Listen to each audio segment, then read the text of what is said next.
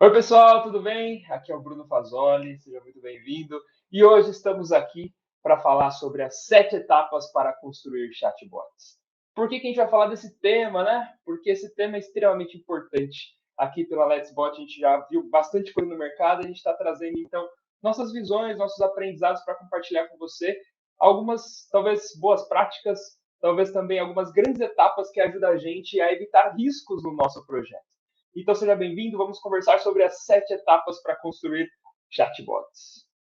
Muito bem, mas antes da gente começar a falar sobre isso, a gente tem que começar do mais simples nível de todos. O que são os chatbots?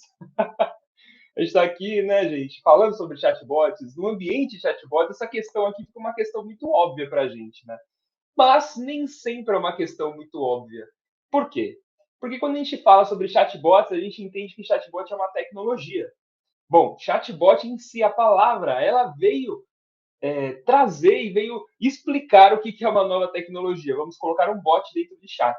Isso foi trazido lá pelo Facebook, lá em 2016, lá atrás. E como é uma tecnologia, o que a gente entendeu? O mercado inteiro começou a entender. Começou a entender que sim, se é uma tecnologia, vamos trazer para quem trabalhar com isso? Pessoas de tecnologia, pessoas de TI. Beleza. Então, esse foi o olhar que todo o nosso mercado começou a absorver. E a partir de então, a gente começou a perceber comportamentos nesse nosso mercado. Será que esses chatbots realmente são umas tecnologias interessantes que possam nos ajudar? Ou será que são aqueles robôs que geralmente dão mais trabalho para a gente do que realmente ajudam, né? E a pergunta é: você já teve uma experiência aí mais ou menos com o chatbot? Já teve? Ah, gente, acho que todo mundo já teve, né? E a questão é por quê? Se é uma tecnologia tão incrível, se é um mundo tão novo, se é uma possibilidade tão grande de transformação de negócio, transformação de carreiras que a gente está vendo, tantas oportunidades, e por que a gente ainda vê ambientes, ou vê, talvez, experiências que, na verdade, os robôs não nos ajudam. Na verdade, eles mais atrapalham do que ajudam, né? Não faz muito sentido. Beleza. Então, a questão é, nem sempre a gente tem uma experiência boa com chatbot. Será que as experiências que a gente já teve ou vai ter com chatbot são experiências realmente transformadoras? É isso que a gente espera, talvez da inteligência artificial, talvez de uma nova tecnologia. Essa é a maior questão, esse é o maior propósito da gente estar aqui discutindo essas nossas 7 etapas aí, pelo menos, para construir boas experiências. Mas para a gente entender como, então, a gente transformar essas nossas experiências que a gente já teve, ou talvez experiências que a gente está percebendo no mercado que não são tão boas, experiências boas, a gente tem que entender o propósito disso, o porquê que tudo isso está acontecendo. Beleza. Para começar, então, lembra lá do Facebook? Bom, o Facebook lá atrás começou a trazer essa tecnologia chamada chatbot, mas é uma rede social. Então, ele permitiu que a própria rede social trouxesse dentro do Messenger a capacidade de se comunicar com os nossos usuários. Excelente. Mas a questão é, você tem Facebook ainda? Quem tem Facebook? Você tem Facebook? Fala pra mim. Ah, meu Deus do céu. Eu tenho Facebook, mas eu nem uso mais. Eu só tenho lá porque tá lá. Pois é. Mas interessante, a parte da comunicação, até mesmo as redes sociais, elas mudam do dia a dia, mudam através do comportamento das pessoas.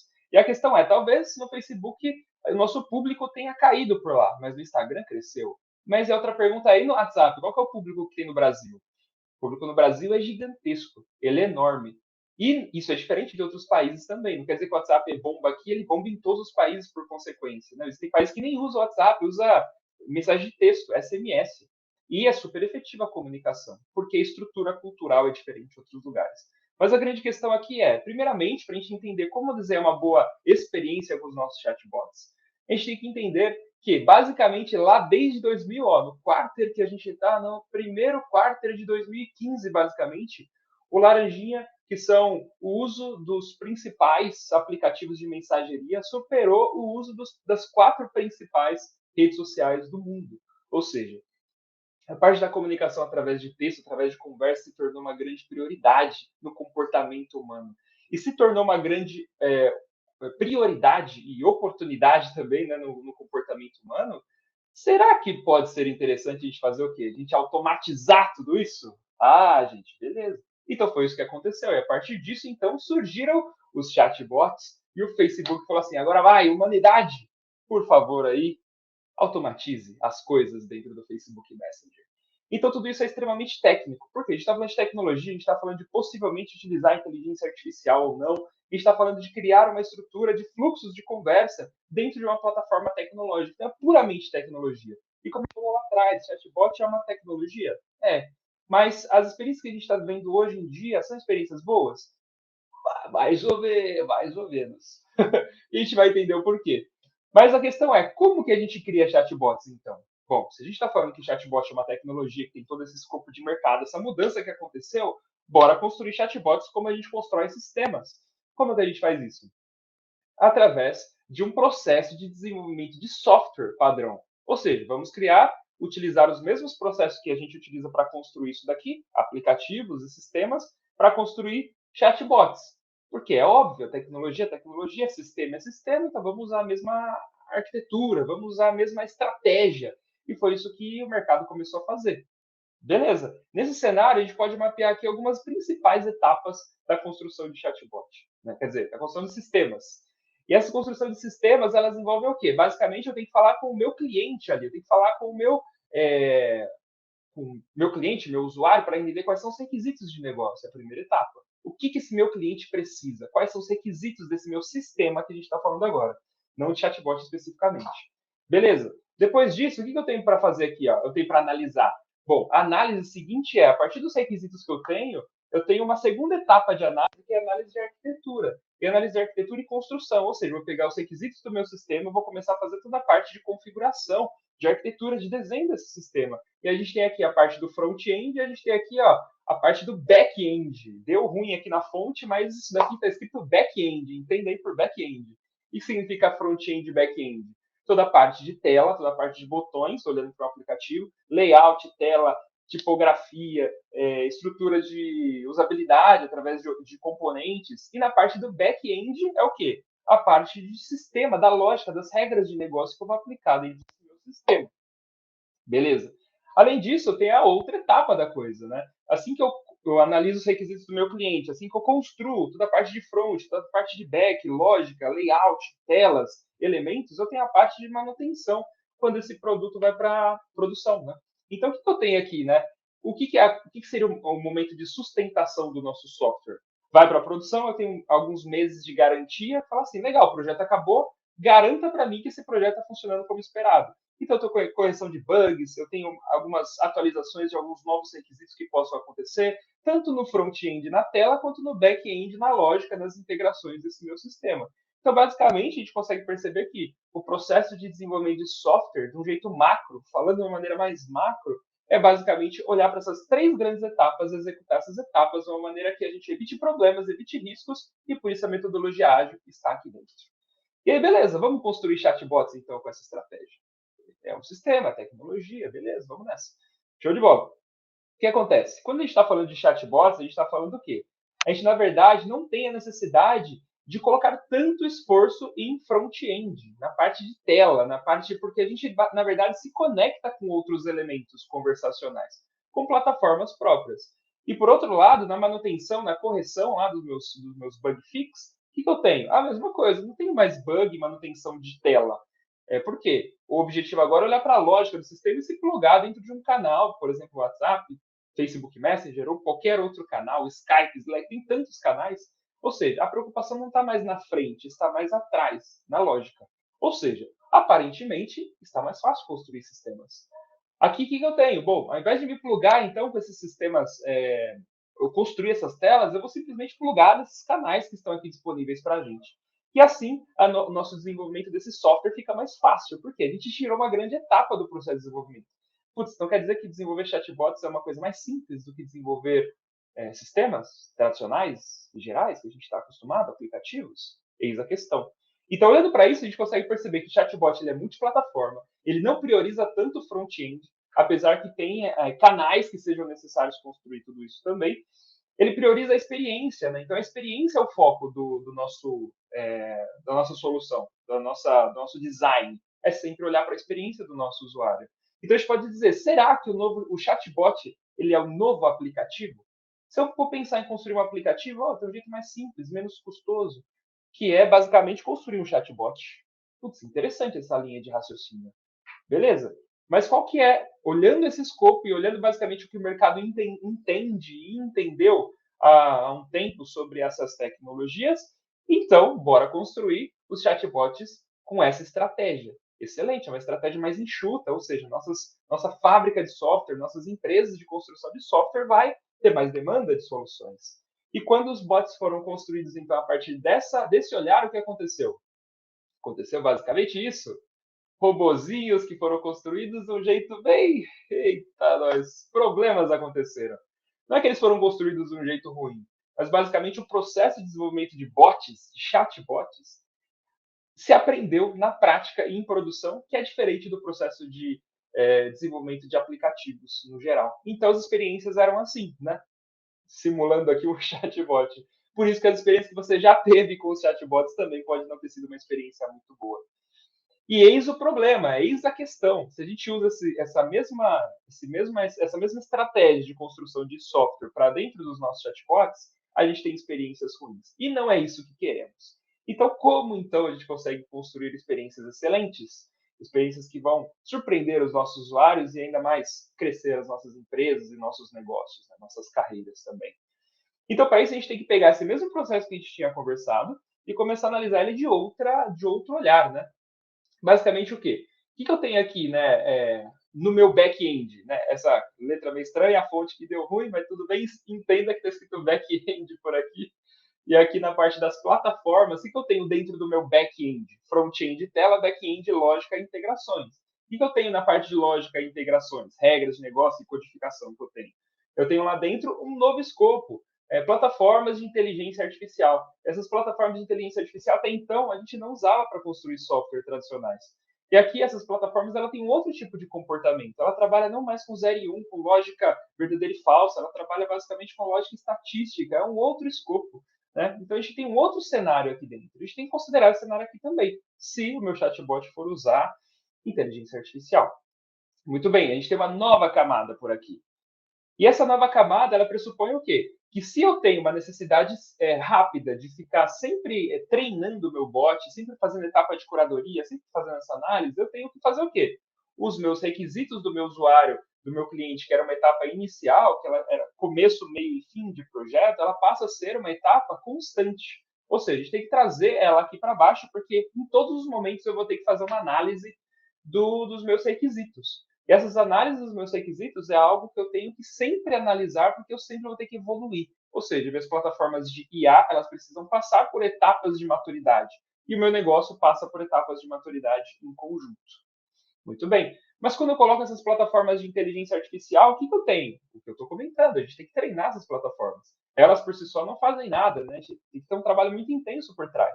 Então a gente tem uma etapa nova aqui, que é uma etapa de treinamento, uma etapa de melhoria constante de tudo isso. Antes de colocar esse software em produção, eu vou colocar esse software numa etapa, numa fase de qualidade, onde eu vou garantir minimamente que ele esteja treinado. Ou seja, vários dados de usuário que eu coloco dentro desse meu bot, e esses dados de usuário ele é capaz aí de garantir um mínimo nível de assertividade dentro do nosso cenário, dentro do nosso bot.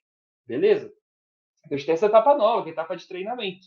E outra coisa, a etapa posterior, que é a etapa de sustentação, de manutenção, a gente não tem mais necessidade de fazer uma manutenção específica de código.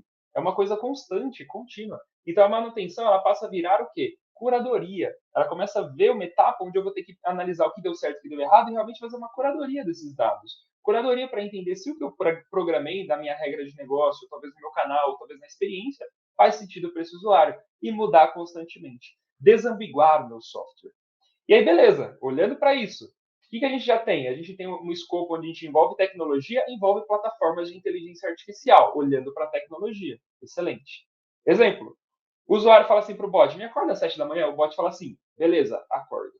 Aí o bot às 7 da manhã te acorda desse jeito. Fala, eita, nós, que experiência mais bonita. Às vezes eu preciso acordar desse jeito, viu, para acordar de verdade. Mas a experiência é que ele está fazendo. Mas a experiência está boa? Talvez nem tanto, né? E como que a gente consegue pegar, então, uma efetividade de um robô, de um bot, de uma inteligência artificial, que a gente pode garantir isso através de tecnologia, mas a gente consegue colocar uma camada nova, que é uma camada onde a gente coloca a experiência em foco. Então, a gente tem que olhar para o nosso processo mais uma vez e colocar uma camada anterior a isso, que é uma camada onde eu estou falando de interação, ou seja, como que eu vou fazer uma interação, o design de interações junto com o meu usuário? Como eu vou me comunicar com ele? E será que ele vai me entender se eu falar de uma forma, se eu falar de outra? E aqui a gente começa a ver outras coisas, né? Falando de bots, a gente está falando de experiência, de UX Write, a gente está falando de VUI, de voz. Ou seja, eu tenho que entender, eu colocar uma camada anterior onde eu vou fazer o design dessa conversação para dentro dessas plataformas, porque até então isso não era pensado. A importância disso, exemplo aqui, ó, clássico, esse exemplo é bom, hein, gente? Ó. É biscoito ou é bolacha? É biscoito ou é bolacha? Dependendo da região, é biscoito ou biscoito. Ou dependendo da região, é bolacha. Beleza, estamos aqui, ó, o Brasil inteiro está dividido, então tá meio a meio, gente. Então pode ser aí os dois, tá equilibrado. Então, se eu trabalho numa empresa que faz biscoito ou faz bolacha, como eu vou me comunicar com essas pessoas? Aqui é um exemplo simples, até engraçado, mas olha a importância da comunicação quando a gente está falando desses tipos de sistemas, que até então não era uma coisa tão importante. Mas beleza, se eu estou me comunicando com essas pessoas, eu preciso entender o comportamento dessas pessoas. Se eu não entendo o comportamento, por quê, como elas agem, quais são os grandes problemas, como elas se comunicam no dia a dia, como eu vou criar uma comunicação efetiva? Então, necessariamente, eu tenho que ter mais uma coluninha aqui, ó, que é a coluninha que trata a questão do behavior, ou seja, o comportamento das pessoas. Quem são essas pessoas? Quais são os problemas que elas enfrentam? Como elas, no dia a dia, se comunicam? Quais são os principais canais? Me explica o porquê. Então, a gente tem a etapa aqui do behavior, que é a etapa aqui tem o pressuposto de se aprofundar no comportamento humano. E essa imagem aqui, ela fala por si só, né? Dá só uma olhada. É basicamente assim, a gente tem aqui humanos, um comportamento específico, ou talvez não tão humano, né? Tem um ciclope aqui, mas pensa que a gente tem humanos e a gente tem um robô que tem que simular o comportamento humano. Então, se eu não gerar essa empatia, essa conexão, se eu não entender como esses humanos eles se comportam, na verdade, eu não vou conseguir criar uma experiência que faça sentido. Um grande exemplo disso é o projeto Fabi Gross, projeto aí já que aconteceu há um tempo, mas é um projeto extremamente interessante porque ele leva isso muito a sério, essa etapa do behavior. Depois entra lá no Facebook, procura aqui Fabi Gross e conversa com ela para você entender. É um escopo de um projeto onde foi colocado em foco aqui um tema muito crítico, muito importante, que é expor dados íntimos de uma pessoa, no caso da Fabi. E é um bot que conversa com você e traz toda a experiência. Ou seja, tem que perceber que ela, no personagem que ela traz, ela é uma adolescente. Então, qual que é a comunicação do meu bot? Tem que ser de uma forma de um adolescente também, uma forma mais informal. Então, conversa com ela para você perceber todas essas nuances do comportamento e como isso tem que ser mapeado, fazer uma metamodelagem desse comportamento e replicar esse comportamento dentro de um bot. Obviamente, dependendo do case de trabalho que a gente está. Nesse caso, um adolescente, nosso bot tem que ser adolescente. Se nosso público é um público mais adulto, nossa comunicação também tem que ser de outra forma. Se é um público de advogados, então, que é muito mais formal, e aí, como é que a gente faz? Eu tenho que entender o comportamento, porque sem isso eu não tenho base, eu não consigo saber se o meu público vai se engajar, se vai se conectar com essa minha experiência automatizada. E por fim, se a gente pega todas essas etapas que a gente conversou até agora, a gente consegue formatar basicamente um novo olhar, um novo processo. E esse é o framework que a gente consegue trazer, consegue ter a visibilidade de todos esses processos. Então, resumindo, por que as experiências de chatbot que a gente vê no mercado, e o nosso mercado evoluiu muito, mas porque a maioria das experiências elas não são tão efetivas? Porque elas estão basicamente priorizando essas duas colunas do meio, que é a coluna de arquitetura e a coluna de construção, né? A parte tecnológica. Mas ela não está priorizando, na verdade, a etapa humana. Então a gente tem que entender que o processo de desenvolvimento de software é diferente do processo de desenvolvimento de bots. E por esse motivo, a gente tem um processo extremamente multidisciplinar agora, onde da esquerda para a direita eu vou fazer toda a parte de desenvolvimento de projetos, onde eu tenho que minimamente entender qual é o comportamento do meu público, quem são os meus clientes, o que eles fazem, quais são os problemas que eles precisam ser resolvidos, para depois entender como eu vou me comunicar com esse público, para entender que o engajamento é um fator crucial aqui de uma parte da eficiência do nosso bot. Se a gente não conseguir mostrar para o nosso usuário, talvez trazer frases que sejam ambíguas, que ele fica perdido, a experiência não vai ser completa. Para depois pensar na parte da arquitetura, na arquitetura técnica, se vai ter inteligência artificial, se não vai ter motor próprio, se não vai, ou se a gente vai fazer integrações, ou se não vai, para depois a gente entrar na fase de construção. E na fase de construção a gente vai colocar a mão na massa, talvez vai desenvolver, talvez vai mexer em plataformas, para depois colocar a etapa de treinamento, ou seja, minimamente garantir a maturidade, para depois colocar tudo isso em produção e entrar para a fase de curadoria.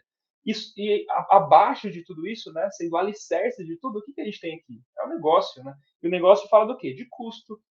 O negócio fala também de estrutura de precificação, estrutura de projetos, objetivos estratégicos de negócio. Então, tudo isso daqui, todas as etapas, elas não se sustentam sozinhas. Precisa ter negócio sustentando essas grandes fases. E a curadoria está aqui marcada como uma coluna, mas na verdade ela não é uma coluna apenas, que é começo, meio e fim. Ela, na verdade, é o processo oposto, né? O processo de volta, da direita para a esquerda, onde eu vou fazer o quê? Garantir a maturidade do meu bot. Então, a curadoria, na verdade, é olhar para trás, né? Deixa eu olhar para trás e analisar mais profundamente o comportamento. Será que o problema que aconteceu é um problema de ambiguidade de texto? Será que o texto não está claro? Será que a usabilidade do meu texto não está legal? Ou da voz? Ou será que é um problema de integração? Ou será que é um problema das intenções, entidades e da assertividade do algoritmo de inteligência artificial? Então, tudo isso é um processo extremamente multidisciplinar para a gente conseguir trabalhar por aqui a um escopo muito maior do que simplesmente a gente já está acostumado a desenvolver software. E essas são as 7 etapas para a gente construir chatbots que tragam uma experiência extremamente eficiente. É fácil? Óbvio que não. Porque aqui a gente tem um público extremamente multidisciplinar. Numa mesma equipe, numa mesma squad, eu tenho que ter pessoas que estão na área de UX, uma profundidade grande na área de UX, eu tenho que ter pessoas extremamente técnicas que construam e saibam muito bem fazer integrações. Mas, por outro lado, todas as pessoas que trabalham dentro dessa squad, dentro desse time, o objetivo de todo mundo ali é construir a experiência, eu sempre foco na experiência. Então, por esse motivo, todo mundo que trabalha dentro desse projeto, ele tem que minimamente saber cada uma dessas caixinhas, para entender o impacto que a atividade que essa pessoa faz tem na próxima etapa, e por consequência tem também lá na experiência do usuário. Então, essas são as 7 etapas que a gente conseguiu até mesmo mapear com muito estudo, com muita pesquisa e com muita prática também, para evitar riscos de projetos de chatbot. Muito obrigado, eu sou o Bruno Fazoli, aqui estão os meus contatos. Fique à vontade para se conectar comigo no LinkedIn, é só buscar Bruno Fazoli ou buscar pela LexBot também, que a gente vem trabalhando profundamente com os treinamentos, com consultorias, com tudo isso, então todos os dados estão aqui. E também lembrando que a gente está também aqui com o stand, né? Se você quiser entrar lá no nosso stand e ver um pouquinho das apresentações que a gente vai ter dos nossos alunos que construíram os bots, passaram, navegaram por todas as etapas, seja muito bem-vindo, que a gente vai estar lá para conversar também, trocar muitas experiências. Beleza? Muito obrigado.